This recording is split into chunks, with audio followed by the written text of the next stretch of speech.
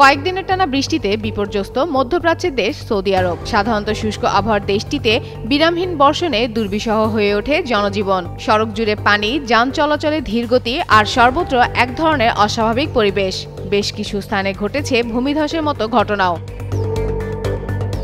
এই অবিরাম বৃষ্টির প্রভাব সবচেয়ে বেশি পড়েছে সৌদি আরবের তাবুক অঞ্চলে। ঘণ্টার পর ঘণ্টা ভারী বর্ষণে সেখানকার মাটির স্থিতিশীলতা নষ্ট হয়ে যাচ্ছে বলে জানায় স্থানীয় কর্তৃপক্ষ। এরপরই পাহাড়ি এলাকার একাংশ হঠাৎ করে ধসে পড়ে।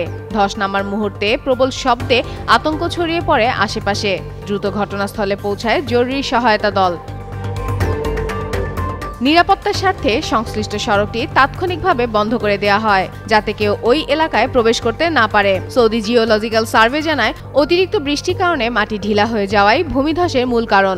জরুরি কর্মীরা এলাকা পরিদর্শন করে আশেপাশকে নিরাপদ বলে নিশ্চিত করলেও জনসাধারণকে আপাতত দূরে থাকার নির্দেশ দেওয়া হয়েছে।